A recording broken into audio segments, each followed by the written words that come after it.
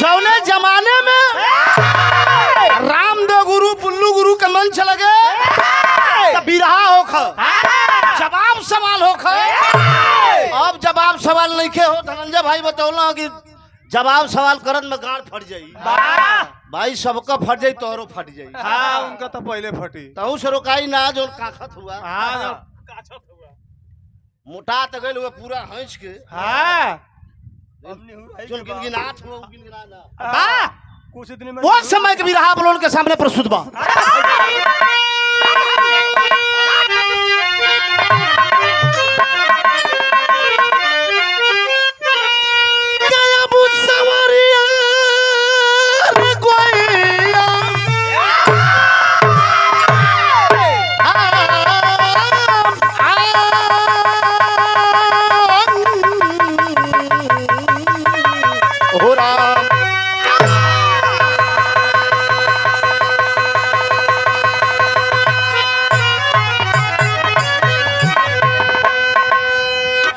भूमिका लिखल गए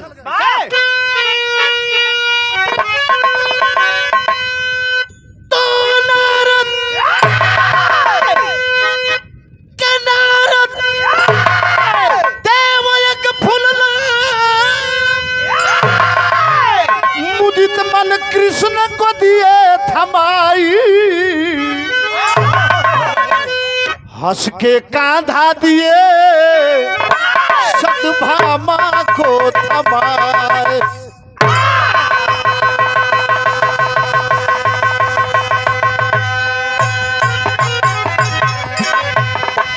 कि अरे लाल हो गई गुस्से से भूख मिली तब ना अंतर्यामी कृष्ण कन्हैया समझ गए उस बात।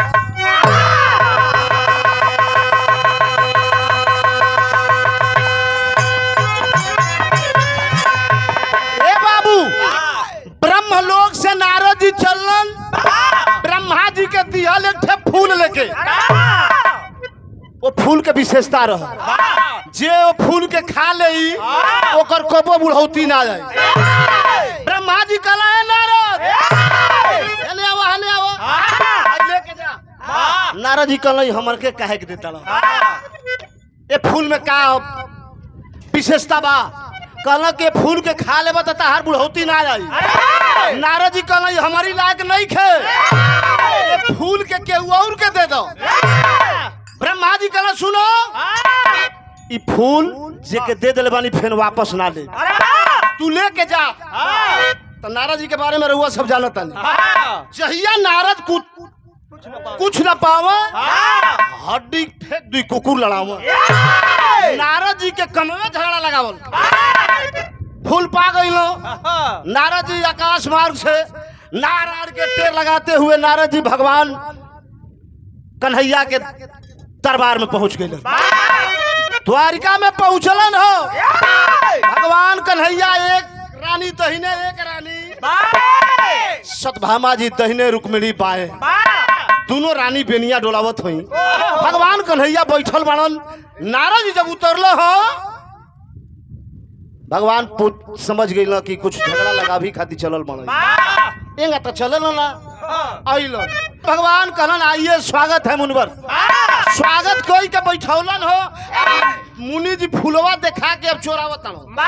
भगवान सवाल कैले कैसन फूल हो कि फूल देव फूल हो।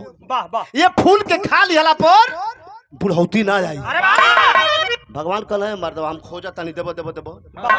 दहिने हाथ पर लेके भगवान देखत तड़ल तले सतभामा जी दहिने ओर सुनली हो कि फूल के खा लिहला पर बुढ़ौती ना आई। कौनो मेहरारू छोड़ी पक दे हाथ से उठोली खा गई। यहाँ रुक्मिणी देखली कहली आयो माई ई तई फूलवा इहे खा गई। ई हमेशा जवाने रही हम बूढ़ हो जाई भगवान हमके छोड़ दी हो। झनकत पीटत रुक्मिणी खूब भौन पकड़ लेली। भगवान कहला का हो नारद अइला ना कुछ कइला ना। पीछे पीछे ना भगवान मनावत रुक्मिणी के हे रुक्मिणी मान जा। रुक्मिणी के अरे छोड़ा हो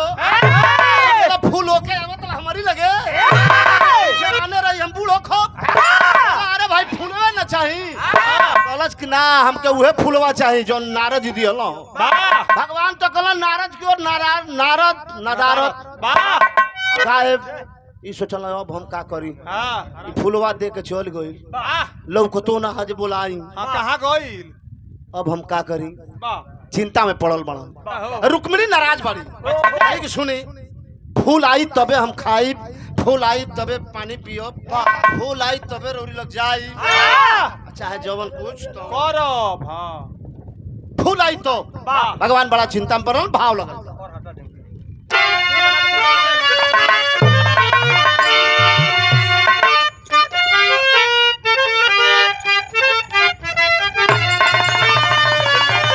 देखाई बिरहा टोटल बिरहा रामदेव गुरु बुल्लू गुरु पर चला ये धोन हमारे स्वर्गीय रामदेव उस्ताद गाँव कैसे हो कैसे गाँव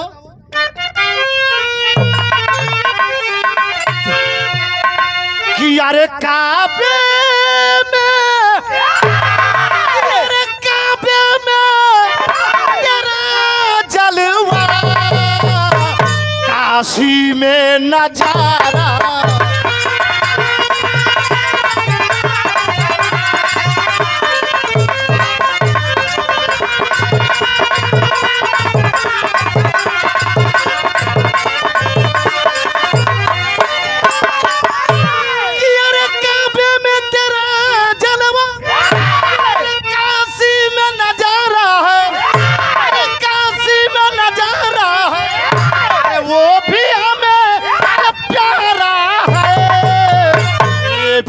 हमें प्यारा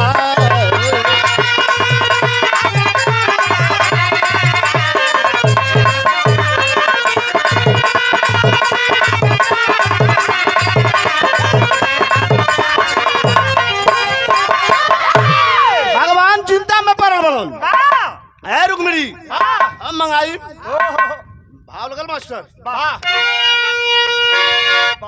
कि अरे मोहन के